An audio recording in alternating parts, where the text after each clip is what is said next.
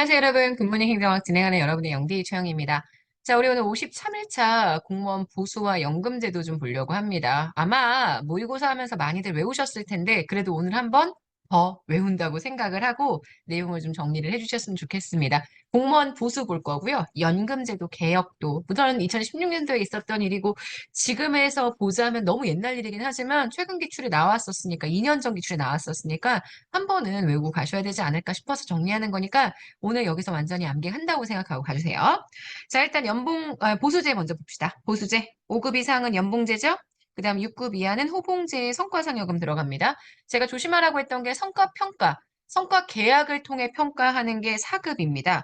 4급 이상은 성과 계약을 통해서 평가하고, 그 다음 5급 이하는, 죄송해요. 5급 이하는 근무 성적 평정을 하죠.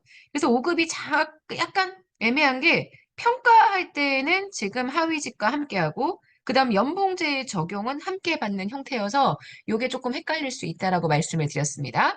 현재 우리나라에 5급 이상의 연봉제 적용하는 건 아시겠지만 일단 정무직 공무원들은 고정급이기 때문에 연봉이 기본 연봉만 들어가고요. 그다음 고위공무원단에 적용되는 연봉제도는 직무 성과급적 연봉제입니다. 기본 연봉의 구조를 보시면 기준급이 들어가고 직무급이 들어갑니다. 요 직무급이 들어가는 게 고위공무원단의 특징이라고 했죠.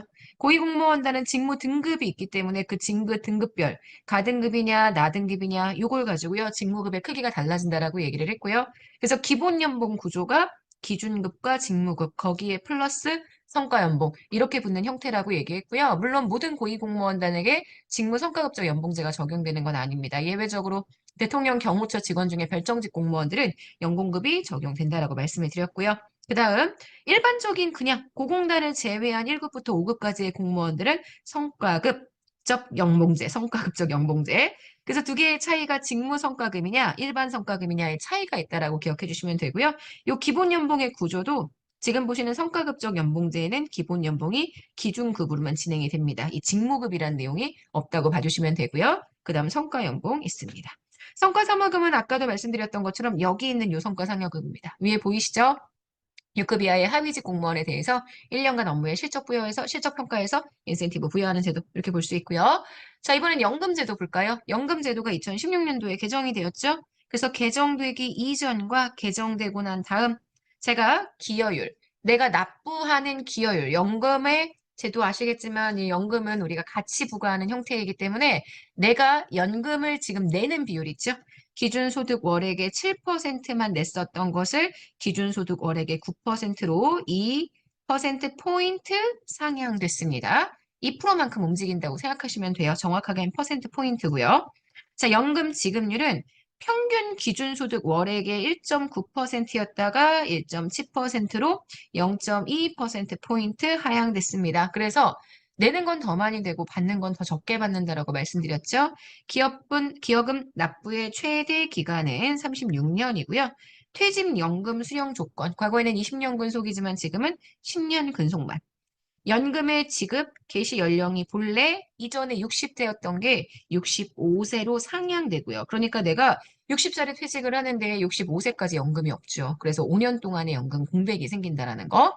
유족 연금 지급률도 과거에 70%에서 지금은 전역들 모두 60%로 하향됐다는 거. 그래서 제가 수업 시간에 그런 얘기 드렸지만 얘만 조금 유리한 것 같아요. 퇴직연금 수급 요건만 내가 재직을 10년만 해도 연금 받을 수 있기 때문에 좀 유리한 것 같은 느낌이지만 일단 기여율 올라갔죠. 지급률 내려갔죠. 기여금 납부기간 늘어났죠.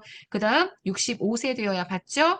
지금 연금의 유족연금 지급률도 60%로 하향 주동됐죠. 전반적으로 공무원들에게 좀 제도가 불리해졌다라는 얘기 계속 드렸던 부분입니다. 자, 그럼 문제로 한번 볼게요. 자, 일단 1번 문제는 2016년 지방직 7급에서 출제가 되었던 공무원 보수제도 중에 연봉제 내용입니다. 직무성과급적 연봉제는 고위공무원단 소속 공무원에게 적용되고요. 고정급적 연봉제는 정무직에게 적용되는 연봉제입니다. 기본 연봉과 성과연봉으로 구성된다고 하는데 이 성과연봉이 고정급적 연봉제는 없습니다. 100% 기본 연봉으로만 구성이 되기 때문에 2번 X. 직무성과급적 연봉제에서 기본 연봉은 기준급과 직무급으로 구성이 됩니다.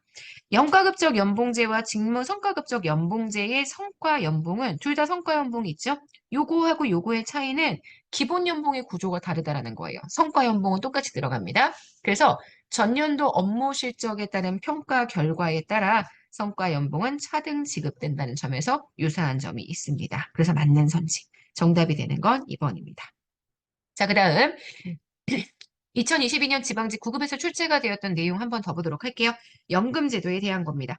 자, 2015년 공무원 연금제 개혁에 대한 설명으로 옳지 않은 것, 퇴직연금의 지급률을 1.9%에서 1.7%로 단계적으로 인하되었습니다. 퇴직연금을 수급하기 위한 재직 요건은 20년에서 10년으로 완화되었고요.